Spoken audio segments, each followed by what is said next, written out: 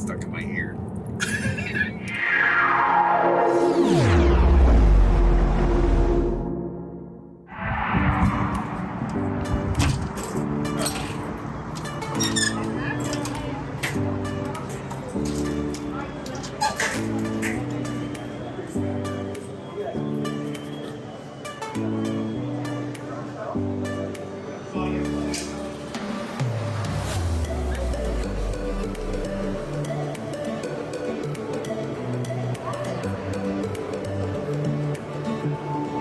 Good morning.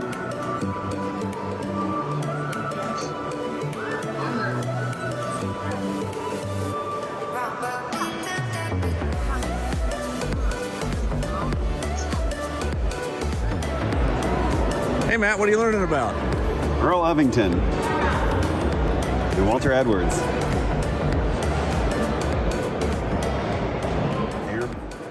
As you enter the museum, you're basically taking a journey through the history of flight, starting with the Wright Flyer, working your way through the experimental era and the U.S. airmail, leading up to around a period around World War I, getting into World War II.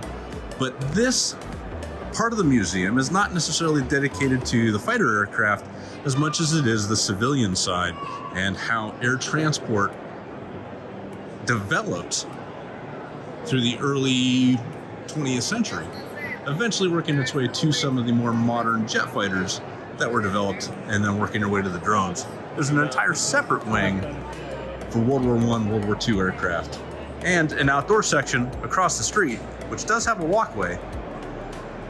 The walkway takes you past the Red Barn, which is the original location for the Boeing manufacturing plant. Are those cylinders? Yeah, they are.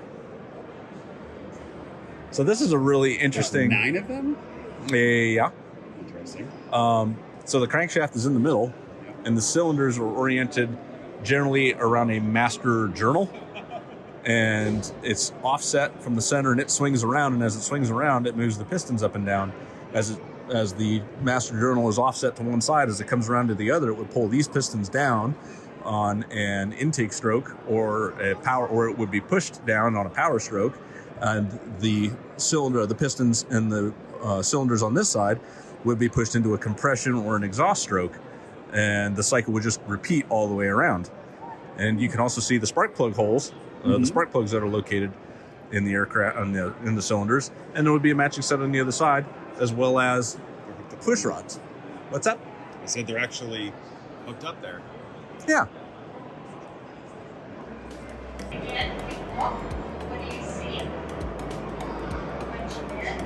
You've been. I have. Saw the launch of STS-133, 134, and 135 in the NASA Causeway space.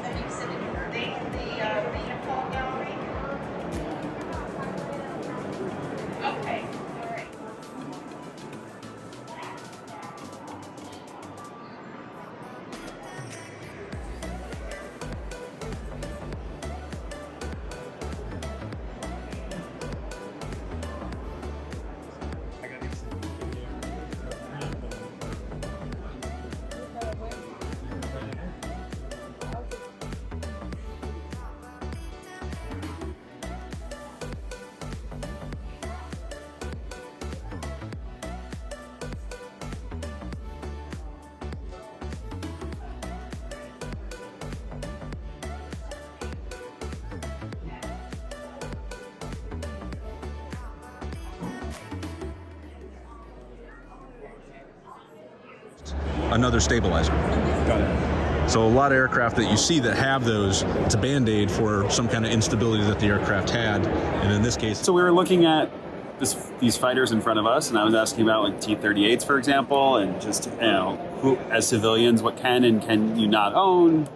And you started talking about, well, two things. One, the waiver below 10,000 feet, 250 knots. That's pretty cool. From what I hear, there's a gentleman who owns several F5s, and he has a waiver to exceed 250 below 10 because the performance profile of the aircraft, it needs to be going fast because it has such little wings on the F5. Right.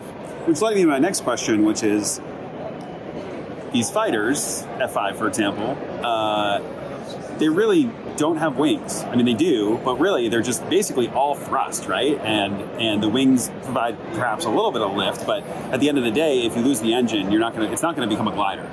Right. You're not going to be able to. It's not a very good glider. So you're ejecting at that point. Yeah, I mean, if you lose the engines, you're bailing. You're not trying to put this thing in a field or anything like that. And a lot of other situations too, like a spin. If you enter a spin in one of these things below 10,000 feet, you're going to eject. But there was one F-106, I think it was an F-106, that got the name Cornfield Bomber because... Oh, it landed itself after the pilot ejected. Yep, pilot got into a spin, couldn't recover, ejected, and as he was floating down in his parachute, he watched his airplane, now with a different center of gravity, recover from the spin and fly away, and it landed itself in a field very gently, so gently, in fact, that when the Air Force got out to the aircraft, the engine was still running as it sat in this cornfield, and it ran out of gas, shut itself off. They put it in a truck, fixed it, and it flew again. And it's now in the Museum of the U.S. Air Force, I think is what its name is now, down in Dayton, Ohio. So you can go see that aircraft over there. Stall, unstall, stall, install, stall, unstall, deep stall. That's really cool. I've always seen these things in theory, but...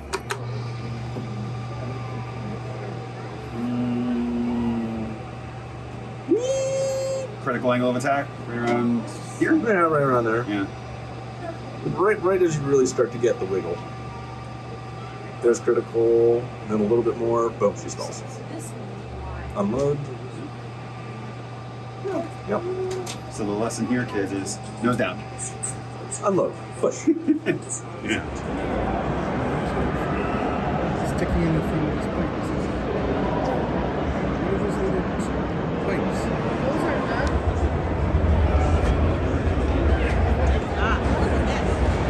Matt, don't lean over the railing. I'm not. Don't lean over the railing, Matt. Just stop it. Oh, yeah.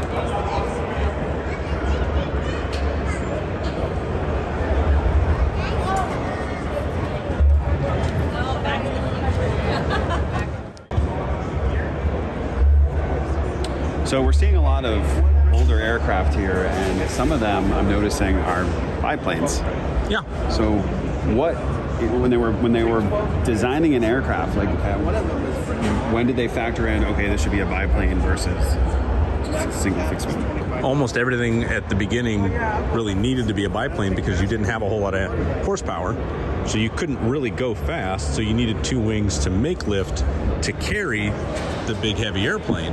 And as you got more powerful engines and started to go faster, now you could go to a monoplane, you could go to a single wing and get adequate lift out of it because you now had speed. So remember, the lift equation is 1/2 density times velocity squared times area. I have that memorized too. Yeah, or times angle of attack, coefficient lift.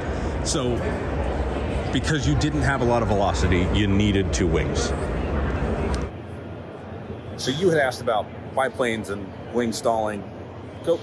Yeah, you were showing me the Stearman C3D, and we were talking about how the bottom wing is actually smaller than the top wing, but also how the top wing kind of has nothing obstructing it, right? Yeah. And so that actually provided the majority of the lift, or a good portion of the lift. And then we started talking about how, you said that you actually, in this case, in things like this, you want the bottom wing to stall first. Yeah. So that the top wing, you have the stability from the top, and then you gave me this demonstration of how you almost dropped your phone holder to Nailed it. Unfortunately, we can't record that. Wait, we can actually record that. No, we're not going to. We'll just drop your phone instead. But yeah, maybe, so keep talking about that. But yeah, you talked about the desired stall characteristic and how and then you remembered wanting the wing to stall at the root first. Right. And I said, well, that's more a characteristic of the plan form, right? And how you have straight wings where the root of the wing stalls first, and then you have your swept wing where the tip stalls first, and then you have your elliptical wings, where the entire wing stalls at the exact same time. And then I asked you for an example of the elliptical wings, and And I said Spitfire, P-40, and P-47. So let's head over to the World War II hangar and take a look at those airplanes. So is that an elliptical wing? Where? Right here in front of us. The black one? 06940. No. All right, what's an elliptical wing? We have to go to the World War II hangar to... I mean, I could zoom in on...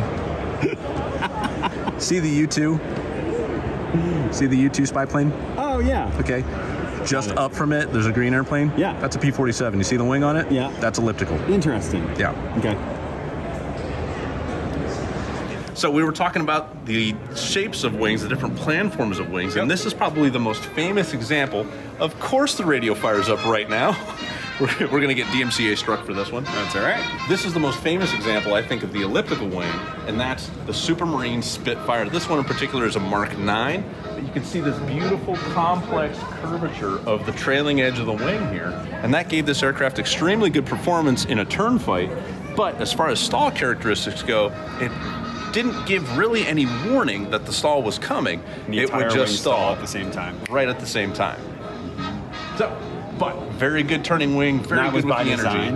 By design. Or maybe it's maybe not a positive, but it is a, what's it called when you have a side effect? A lucky coincidence. A lucky coincidence? Yeah. Yeah. But it is a characteristic of the elliptical wing and this particular plan form, which is why you don't really see it on any other aircraft, except probably the most modern example is the Swift, which was built by, I believe, North American and intended to be used as a trainer after World War II and to try and take over where the T-6 left off. Didn't win the contract, but it actually was a very good performing civilian aircraft. Not only does the Supermarine Spitfire have the elliptical wing, but so does the P-47 and the P-40 Warhawk. Another example right back here through this doorway behind us. The complex curvature of the wing is actually very hard to manufacture, which is another reason why it didn't get produced or mass produced. And we don't really see examples of it today. It's just too difficult to manufacture. So even from this angle, you probably know that this is a P-51 Mustang. An awesome, beautiful, and amazing aircraft, but one of the key features that made this aircraft successful or helped contribute to the success was this little air scoop on the bottom. This is for cooling. Cools the engine, flows through a radiator, but when you exchange the heat out of that radiator, it has to go somewhere, and so it pumps out of this scoop in the back. Well, once you heat up air, it wants to expand. And because there's an opening in the back, that expansion, it wants to push itself out of the back of the aircraft. This contributed a little bit of thrust to the aircraft, and as well as improvements in aerodynamics and the laminar flow wing, this helped the aircraft to have the range to escort our bombers during World War II all the way from England into Germany, and was a major contributing factor to our success in the skies over Europe.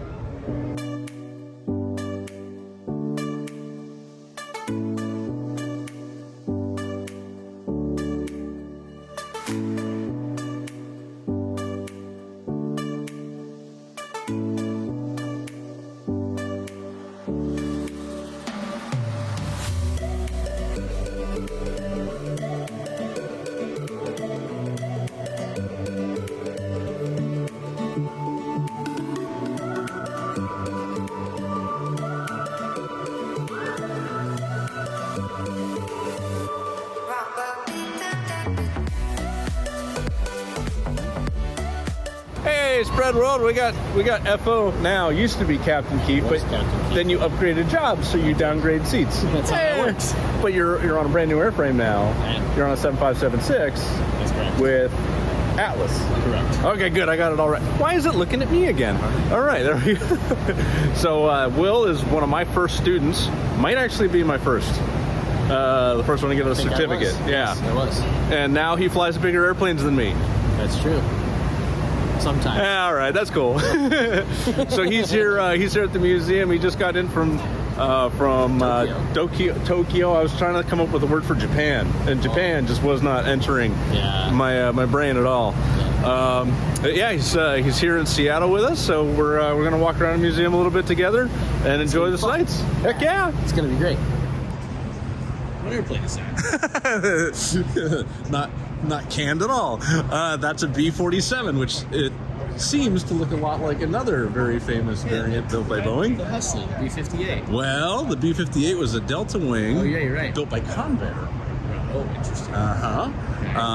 And this The B-52. B-52 is very similar to this. So the B-52 also has podded engines, but it has 8 of them instead of 6. Yeah. And instead of being a tandem cockpit, it's a side-by-side. So that was insisted upon by, I think it was Tex Johnson, insisted that the aircraft be side-by-side and not a tandem aircraft, because this was kind of a pain in the butt for the pilots, I hear. So the front Makes seaters. sense. Yeah. Because they had to do all the work all the time.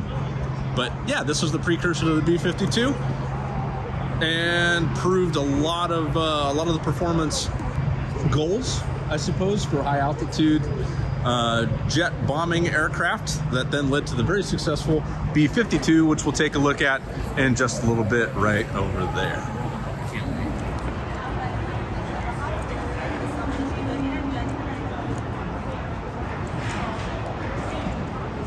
I don't think I've ever seen one of these up close. Electric box.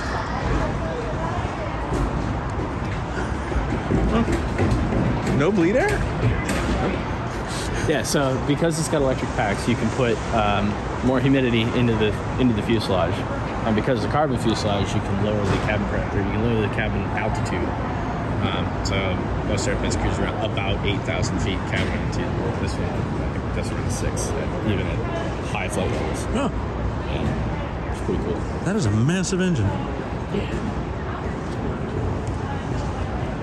It's wild. We'll be flying across an ocean, and we're super heavy, nearly 400,000 pounds when we take off. This thing will just cruise over us, weighing 100,000 pounds more at like 39,000 feet. Doesn't even care. It's a very performant airplane. 121, you can only fly one type at a time. Yeah, Is this same in cargo? still 121. Okay. So there you go. So you can't go from like a 7.6 to something else without permanently switching. Yeah, probably gonna happen this year. Really? Yep. Yeah, more than likely. Yeah, sure. It wouldn't be. Can we go inside the 7.8? I want to. Yeah. Go. All right. No, that one's a little small. A little smaller, but it's pretty. We're all 767. Provides the pilot with only the information required.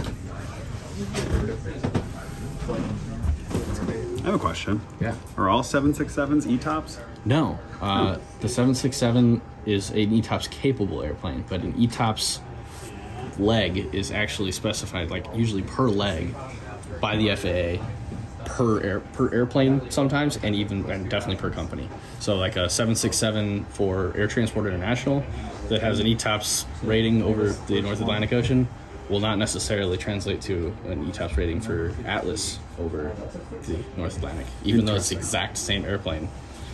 Interesting. Sometimes even owned by the same company. So sometimes it's just paperwork. It's completely paperwork. Yeah, Okay. and you have to do proving runs in order to become ETOPS certified. Okay. It's part of the ETOPS certification program. Interesting. Yep. The more you know. We shall go inside. Yeah. Yeah. Yeah. Let's go. I kind of want to fly it.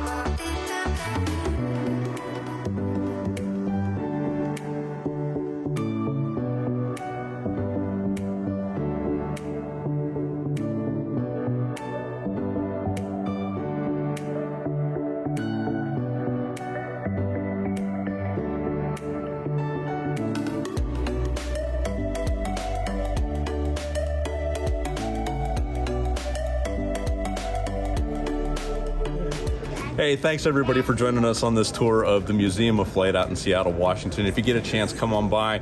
And if you have the means, maybe consider becoming a member, because you get free admission with that for you and one other person at the lowest tier. And Starts at $89. $89 goes up from there. Use it 3 times. You paid for it itself. I mean, it's great.